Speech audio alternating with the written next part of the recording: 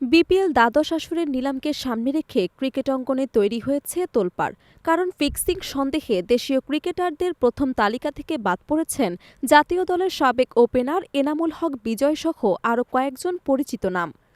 নিলামের মাত্র কদিন আগে বিসিবি যে ১৫৮ জন দেশি খেলোয়াড়দের চূড়ান্ত তালিকা প্রকাশ করেছে, সেখানে জায়গা হয়নি ৮ জন ক্রিকেটারের, যাদের মধ্যে বিজয়ের নাম সবচেয়ে বেশি আলোচনায়। এই বিতর্কের কেন্দ্রবিন্দুতে থাকা এনামুল হক বিজয় অভিযোগ করেছেন, তাকে বাদ দেওয়ার কারণ জিজ্ঞেস করেও তিনি বিসিবির কোনো কর্মকর্তা বা গভর্নিং কাউন্সিলরের কারো সঙ্গে যোগাযোগ করতে পারেননি।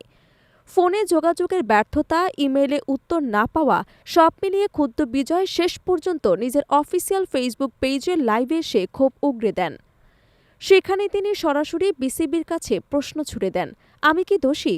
যদি দোষী হয়েই থাকি তবে প্রমাণ দিন, আর যদি প্রমাণ থাকে আমাকে আজীবনের জন্য নিষিদ্ধ করে দিন।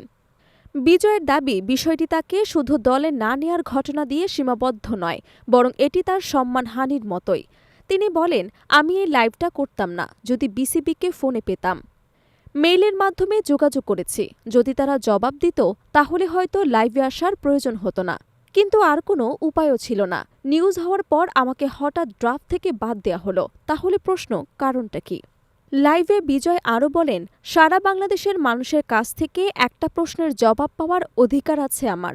আমি যদি অপরাধী হই তাহলে আমাকে শাস্তি দিন, আজীবন নিষিদ্ধ করুন। আমি খেলা ছেড়ে দিতে রাজি, কিন্তু দোষী প্রমাণ হওয়ার আগেই আমাকে এভাবে ড্রাফট থেকে বাদ দেয়া, এটা সম্মানহানি ছাড়া আর কিছুই নয়। তিনি আরও যোগ করেন, আমি জানি আমি সবার পছন্দের খেলোয়াড় নই, অনেকের কাছে হয়তো ভালো সতীর্থও নই, কিন্তু বড় পারফর্মার নই, তাই বলে প্রমাণ ছাড়া কাউকে সন্দেহের তালিকায় ফেলে দেয়া যায়? আপনি যদি প্রমাণ দেখাতে পারেন আমি নিজেই সরে দাঁড়াবো, কিন্তু যদি কোনো প্রমাণ না থাকে তাহলে আমার যে মানহানি হচ্ছে তার জবাব বিসিবিকে দিতেই হবে। ঘটনার সূত্রপাত গত বছরের একটি বিতর্কিত ম্যাচকে কেন্দ্র করে। সেই ম্যাচে কয়েকজন ক্রিকেটারের বিরুদ্ধে অস্বাভাবিক পারফরম্যান্স এমন অভিযোগ ওঠে। যদিও কোনো আনুষ্ঠানিক তদন্ত বা শাস্তিমূলক ব্যবস্থা নেওয়া হয়নি, তবে এবারে বিপিএলের নিলাম তালিকা থেকেই বাদ দেওয়া হয়েছে সেই ম্যাচে যুক্ত থাকা কয়েকজন দেশীয় ক্রিকেটারকে। তাদের তালিকায় আছেন এনামুল হক বিজয়, মোসাদ্দেক হোসেন সৈকত, আলাউদ্দিন বাবু, মিজানুর রহমান, নিহাদুজ্জামান, সানজামুল ইসলাম, মনির হোসেন খান ও শফিউল ইসলাম। বিজয়ের ভাষ্যমতে, গত বছর যা হয়েছে তা তো হয়েছেই, কিন্তু এবছর কোনো নোটিশ, কোনো স্পষ্ট ব্যাখ্যা ছাড়াই আমাকে বাদ দেয়া, এটা কি ন্যায় বিচার? আপনারা যদি মনে করেন আমি অপরাধী তাহলে নিষিদ্ধ করুন, সারা দেশ জানুক আমি খারাপ, আমি অপরাধী। কিন্তু যদি না হয় তাহলে আমার এই সম্মানহানি আপনাদেরকে ফেরত দিতেই হবে। আজ রোববার বিকেল ৪টায় শুরু হবে বিপিএলের দ্বাদশ আসরের নিলাম। রাত ৮টা থেকে ৯টা পর্যন্ত চলবে নিলাম কার্যক্রম।